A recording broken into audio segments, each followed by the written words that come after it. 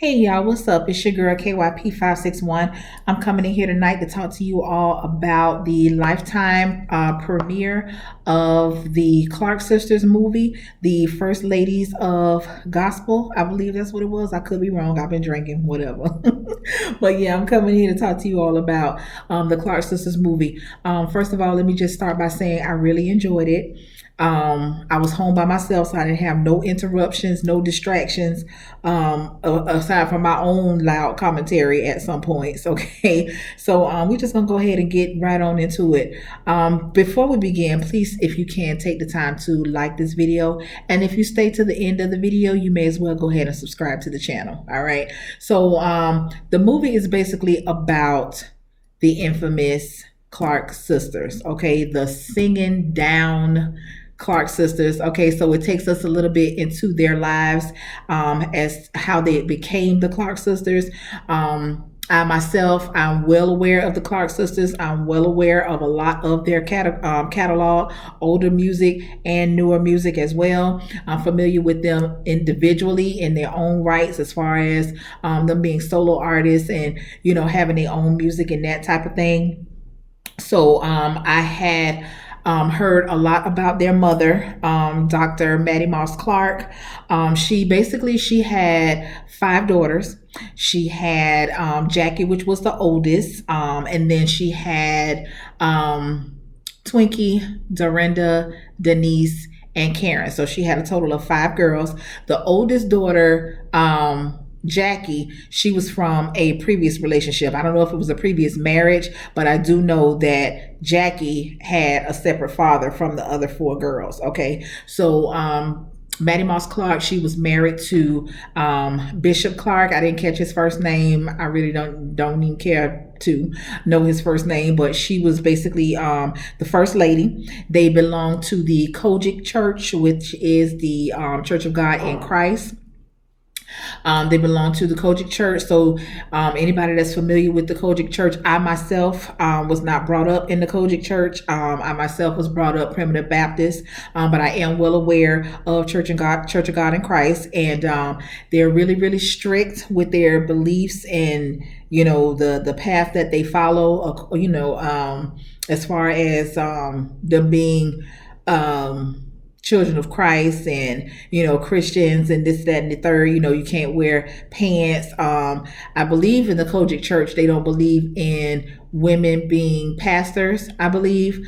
You know, and basically it's God, then man, the husband, you know, the head of the household, and then everybody else. You know, it's a lot of stuff, I'm sure, also that goes on within the Kojic Church that I'm not aware of, because once again, I wasn't brought up in the Kojic Church.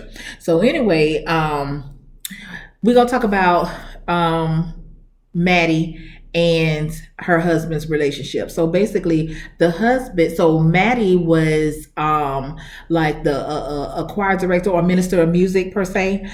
She went around to different churches, basically training choirs, and Twinkie would accompany her because she played the piano for her, and she, you know, assisted her mom with a lot of the teachings or whatever. And so they were gone like all the time, going from city to city, state to state. They were gone a lot. The father, the Bishop Clark, he seemed to be, in my opinion, he was jealous of Mattie because he felt like Mattie wasn't attentive to him. She wasn't doing her duties as the first lady. She didn't appreciate her title or her role as the first lady. You know, she had gold records that she would have to hide under the bed because she didn't want her husband to see them. He was basically against her trying to train her daughters up to actually become professional singers or whatever the case may be at that time. He basically stated that it was a sin to have their music played on the radio. So, you know, he wasn't supportive in that aspect at all. Okay, so after a while, shit hit the fan. Okay, he had these different things lined up, and she also had her own agenda lined up as well. Things got crossed up, and he basically told her, "You no use to me, like you're no good for me. You know, you don't serve me any purpose." Basically, We found out that he was abusive. Now, I don't know if that scene, if that was the first time that he had been abusive towards the mom, or had this been something that had been going on. Okay, so he ended up jumping on her, whatever the case may be. We didn't really see anything, but of course the assumption was there. We heard shit breaking and the mama screaming and all this type of thing. And now what blew me was, you got a house full of these big ass women in here, and you let this little pipsqueak ass man jump on your mama. Ain't no way. Ain't no way. But okay, so we did see that Jackie was the only one that actually went to try and help her mom, but the door was locked. She couldn't get in. But baby, we the book. Okay, so her next thought was to call the police. Now you still got the other folks scary Marys back here. I'm gonna try my best not to curse, y'all. You got these other folks scary somethings back here. Okay, act like they scared to move. You hear your mama in here getting jumped on, and y'all looking like deer in the headlights, as big as y'all is. Okay, so Jackie, her second thought, since she couldn't get in the room, was to call the police. Did that man not come out their room, snatch the phone from her, and slap her? Listen, at this time, we done got you up out this room, baby. We finna tear this house down, okay? we finna tear this house down. You trying to tell me this little pipsqueak man got all y'all hold up in this house like this? I was like, Lord have mercy. So he basically told her, you ain't my child anyway, and when I get back, you need to be out my house. I said, these people crazy, okay? So yeah, and then he also had made a comment of, he said that you ain't saved if you have songs being played on the radio. But in the meantime, you up in here kicking ass and you saved. Oh, okay. The hypocrisy of it all. Okay. So anyway, she ended up leaving.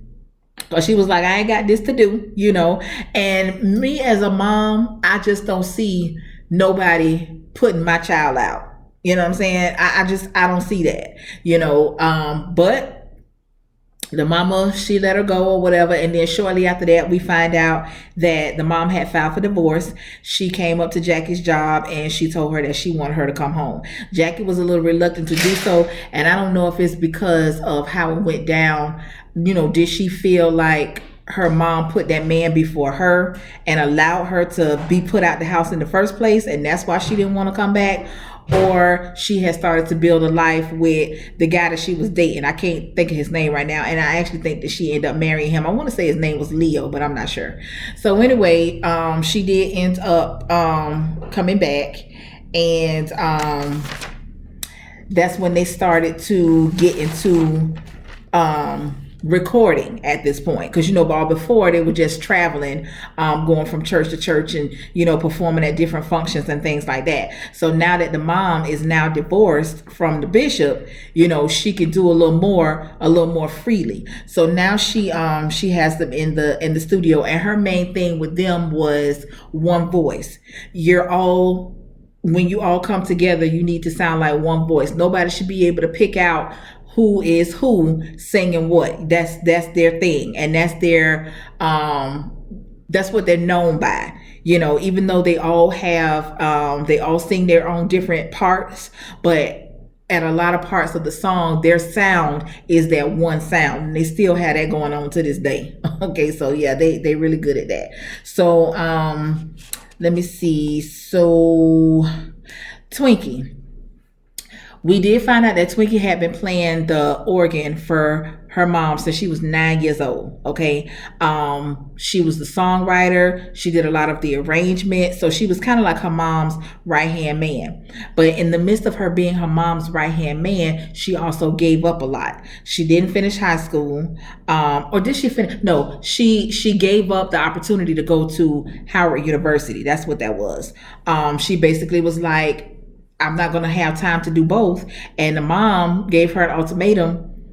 Well, you need to pick which one is more important. And at that time, everybody was doing everything to please the mom. Everything was basically all about mom. Like nobody had any thought process of their own, and I don't think it's because she had them like brainwashed or anything like that, but they were just obedient to their mother, you know what I'm saying? So I mean, sometimes that does have a price at the end of the day, but that's just where they was at. That's just how they were brought up. So we then come to find out that Karen, she was thrown into the spotlight of being a solo artist. Out of all the sisters, Karen was the shyest, and she was she was a little insecure. She didn't have a problem when she was, basically in the background singing, but when it was time for her to come up to the forefront, she was very timid, very scared. But once she got the hang of it, that was it. She took off. Okay. And as we know Karen today to be a beast. Okay. Yeah. Karen got all that. Okay. So, I was surprised to see or to know or to find out that she was as shy and, as scared as she was to sing any leads, but the mom saw it in her, so she basically pushed her to the front. And she was like, you got this. And honey, got this? Yes, she does. Okay. So, some of the songs that they were working on, they started to be played on the radio, and pretty soon they started to chart. So I don't remember exactly what song it was, but their first song, it did chart at number 20 on the gospel charts. Once again, they started doing more shows at this point, and then we saw like behind the scenes where, I guess I would call them promoters, I guess, but they were basically trying to stiff them on their money, shorten them on their money, talking about, oh, we didn't sell enough tickets, but I'm looking out here and I don't see an empty seat in the place, but that just all goes into, when you have women, these men will try to take advantage of you. I tell my husband that all the time. When it comes to certain things, when you see that you're dealing with a female, he's going to take advantage. He's going to try to take advantage of you, and that's just a given. My husband don't really believe that, but it's tried and true, honey. It's real. It's real. And we even saw that on here with them and their money and their bookings and stuff. So,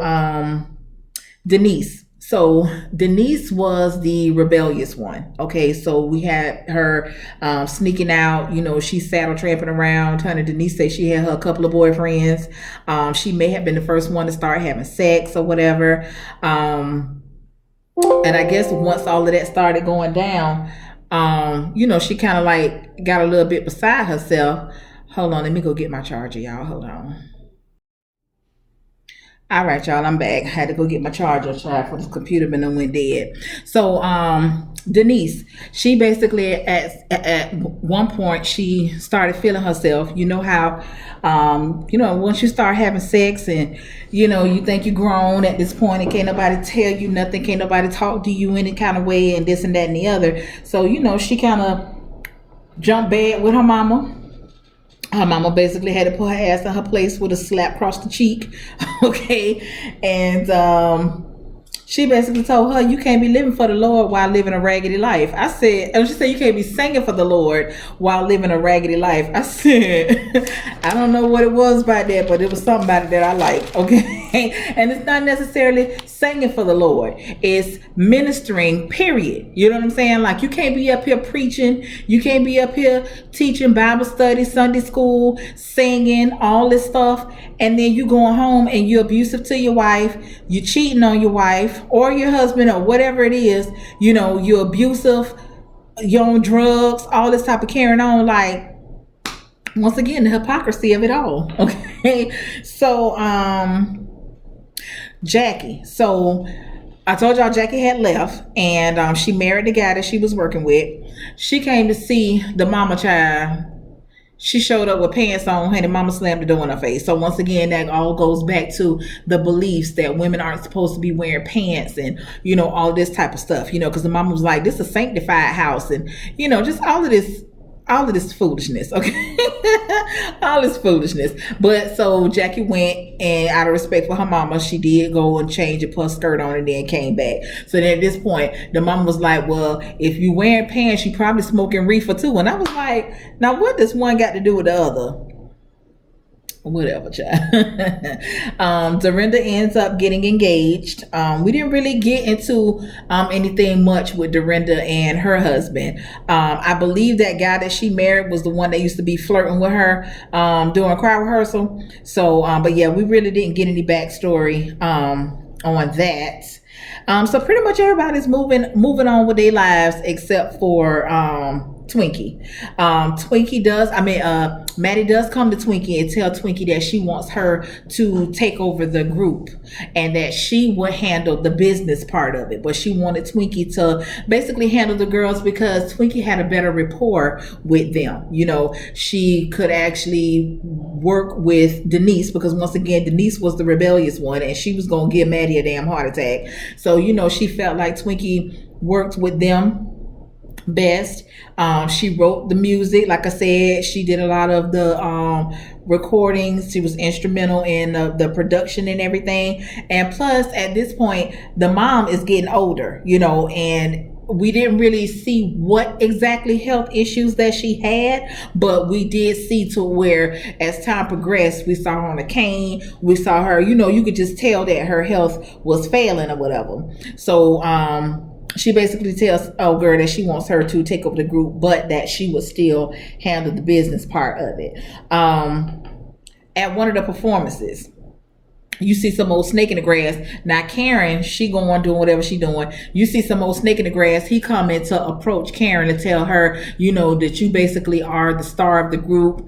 You know how they try and amp you up or whatever, and tell her that she needs to consider doing a solo deal. Karen, you know, being faithful to her sisters and being faithful to the group, you know, whatever. She was like, you know, I'll take your card or whatever, but if you trying to talk about business, you need to talk to my mama. You know what I'm saying? So she went on about her business.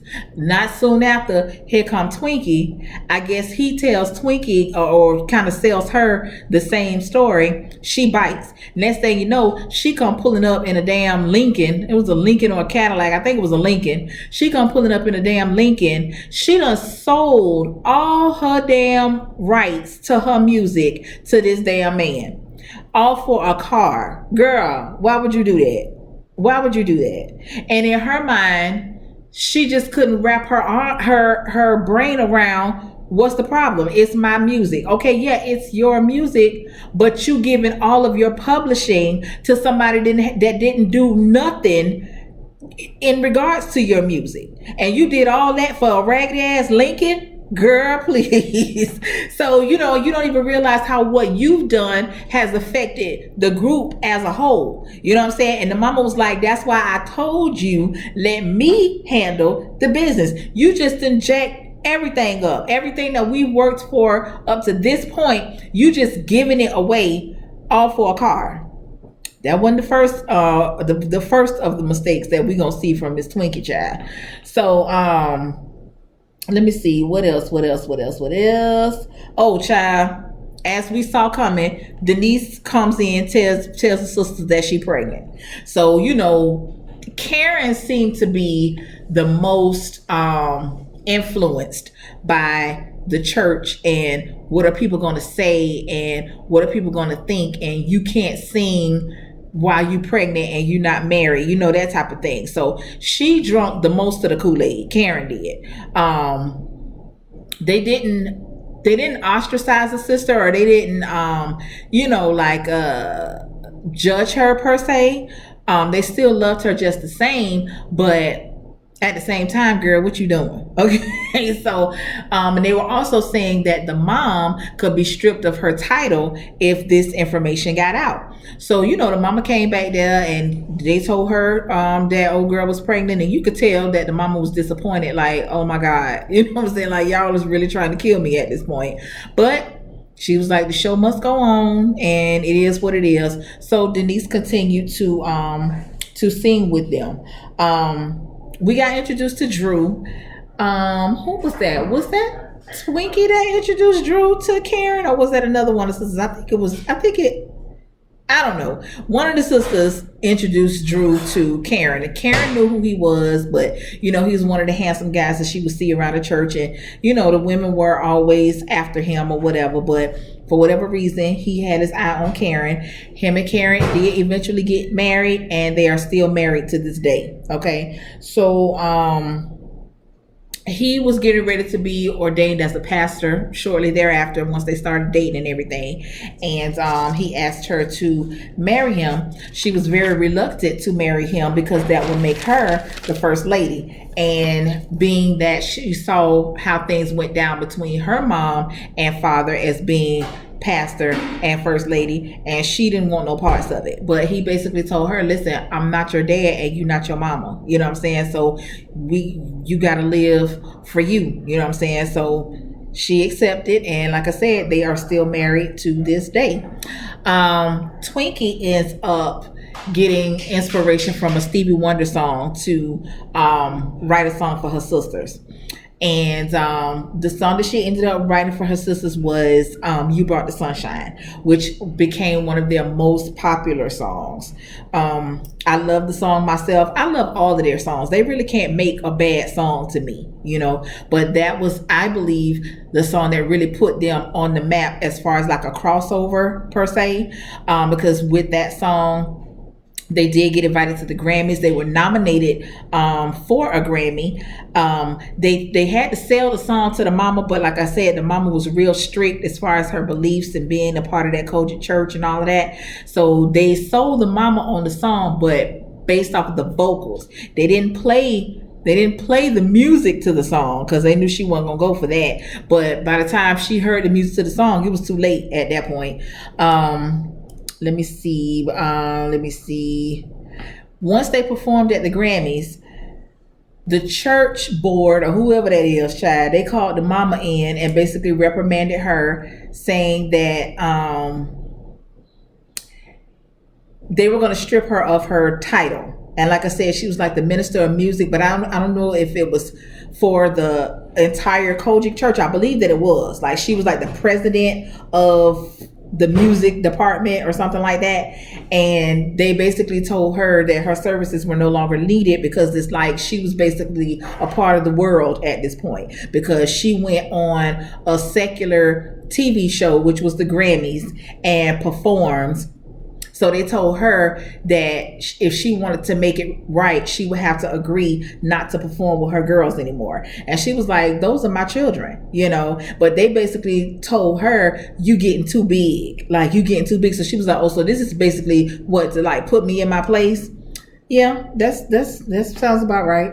That sounds about right. Sounds to me like the Kojic church, or the way that they portrayed it, they are very instrumental in splitting up families, because you just tried to pin this woman against her children. Like, that was crazy to me. But I guess that's the world they live in. When you a woman and you inside the church and you trying to do certain things, you still have to bow down at some point and know your place per se, according to them. Okay. Let me see. What else? Child, Twinkie meets John Terrell. I think that was his first name, John. I'm almost certain that was his name. So she meets him. He sweet talks her because, once again, I don't even think Twinkie had ever had a boyfriend or whatever. So, he basically swindled her, bamboozled her, okay? Told her everything that she wanted to hear and all this, because he thought that he had snagged him one, but not knowing that when she sold the rights to all of her music, she ain't had no money, okay? But he had plans, okay? And the plans was not to be a loving, faithful husband to Miss Twinkie, okay? So anyway, we couldn't find out they done got engaged. This nigga ain't got no job. And she comes in and tells her family that she's leaving the group because she wants to go be with her husband, and where we find out is damn North Carolina. Okay, you finna follow this man from Detroit to North Carolina, and then nigga ain't got no job. Child, but the mama she saw through him from the door, and she basically told Twinkie that you look like a woman, you're of age as a woman, but your mind, you still a child, and you need me. And that's why, because I think Twiggy asked her, she was like, you didn't have anything to say when Dorinda got married or when Jackie got married or, when Karen got married or whatever. And she was like, girl, you ain't all there in your head, child. So now, the mama and Twinkie in there having their conversation. So Twinkie was like, you telling me that I need you, but you need me. You need me to be your organ player or whatever, child. Now she defensive because she's in love, so she thinks. And, and the mama trying to stop her love, okay? So she in there talking to the mama. He comes in there because he had went outside. He comes in trying to separate them from talking about, oh, we got to go. Nigga, you ain't got nowhere to be. You ain't got no job. So what you in a rush for? And did he not push that woman, push the mama down? I said, y'all got all this going on. I don't see nobody getting their ass kicked. Like, I don't understand what's happening. So when that happened, child, my mama called me. My mama called me. I answered the phone, and my mama was like, "Did that nigga just push her downstairs?" Cause y'all just don't understand. It would have been furniture moving in there for real. Okay, but yeah, I said, "Oh no," and then she still left with him. Somebody make it make sense. I don't understand. I said, "Oh my God." Oh my God. But anyway, okay, so now we down to 3, whereas it's only Karen, Dorinda, and Jackie. All right. So once again, we see mama's health is failing. Okay. Oh, Twinkie, she ain't even answering her phone. Mama trying to call her. Basically, like she said, I just want to hear your voice. I just want to know that you okay. This health ain't, she can't even be bothered to pick up the phone. I said, So he still ain't worth nothing. He basically come in the house asking her why she ain't made no money, and she a part of the famous Clark sisters. They shouldn't be living in this apartment, driving no 10-year-old car, and this and that and that and the other. I said, and then he told her, I should have left you with your mama. Yes, you should have left her with her damn mama. Yes, you should have. I said, child, I don't know. I don't know. So Jackie goes over to visit the mama. She notices that the mama ain't been taking her medication. Mama is basically beating herself up because of the situation that's going on with Twinkie and how things went down with Denise. So as far as Denise, they had a record deal, and as they were in there signing their contracts, Denise decides that she ain't signing it, okay, because she ain't trying to be nobody's slave and this and that, and she wants to live her own life, and she ain't got nothing left to give to the mama because the mama done took it all while she was basically catering to everybody else but her. So you know how that part goes. So she basically walks out. Now she walked out, but I don't understand what the animosity was with the sisters, Now, one of them did say something slick about, you my sister, but you make it hard to love you sometimes, or something to that effect that she said. And I was like, girl, okay. But at the same time, whatever. So Jackie is telling the mama, listen, you done all you can do for everybody. Let them girls go ahead and do what they gonna do, but you need to take your medication. You need to be around for us as long as you possibly can, and then she looks down and she notices that the mom's foot was bleeding through the sock. So now I don't know if the mom was diabetic or what, because like I said, they never said. So the next scene we see, the mama is in the hospital and Twinkie still MIA with that nigga, okay? And like I said, I don't understand what the animosity is with Denise, because they can't get in contact with her either. So I guess they just said F everybody, okay? But Lord, Mattie done died, child. Now I don't know if Mattie died like that when she was in the hospital at that time, or if that's just how they had to merge everything together, for the sake of the movie or whatever. But the mom does eventually pass away. So now we get over here to the funeral, child. It's a Lord have mercy, you niggas. So Everybody, the funeral done started. Everybody done been seated. The family done came in. They doing whatever. Child, now here comes Denise. She comes in late, got to make an entrance. Now, I wonder if this happened for real. Now, we do know that the Clark sisters, they were involved with the making of this movie. Now, and I understand that some things have to be embellished just for the sake of it being a movie. But I just don't know if they would have let their sister be betrayed like that in a movie if it wasn't true. So anyway, she comes in, she has to make her a grand entrance, and she shows up with 7 children, okay, 7 boys, okay, and she goes to hollering about, my mama this and my mother, and I learned everything from my mother, and now you so proud of your mother, you know what I'm saying? So the sisters, they try and go up there, which a lot of times people don't realize that when you rush up there, make sudden moves, that's what draws the attention. You know what I'm saying? But anyway, child, she goes up there, what her name is? Karen. She goes up there to get the microphone or whatever, but at the same time, you could tell that there's some tension between them to the congregation. Okay. So when the funeral is over, they getting in their cars, I guess, to go to the cemetery from the church or whatever. Denise think that she finna get up in the car with limousine A, let's say, and they basically told her, no ma'am, okay, because we ain't nobody seen you, ain't nobody heard from you, none of that. Now, I wonder did they know Denise had all them children by this time? Because to me, that's they portrayed it as if they hadn't seen her in all this time. Then when they do see her, she not only has the 1 child that she had or the 2 that she already had. You got a total of 7. Okay, so I got questions about that too. That would be I would like to know that. But anyway, they caused a little pizza scene, and honey, Karen, she was far from shy right there, honey. She was ready to give it all she had to Miss Denise, honey. Yes, she was. I was like, all right now, but yeah, she was ready to get in that ass. So Twinkie ends up having a nervous breakdown, child. She had a nervous breakdown behind, of course, what happened to her mother and the guilt that she felt from that, as well as her getting a divorce from that nigga. Okay. so she ended up having a nervous breakdown.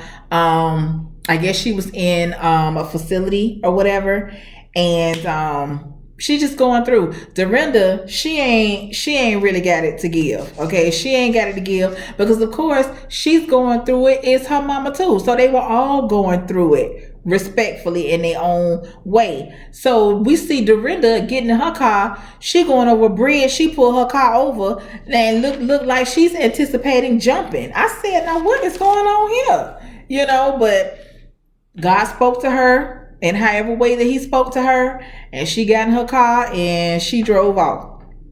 Karen goes into weight loss surgery. Now all of this is happening over time. Karen goes to have a weight loss surgery, in which I remember hearing about this. She went in for the surgery. Something went wrong. She ended up in a coma. And I believe they said that she was in that coma for 2 months, if I'm not mistaken. She was in a coma for 2 months.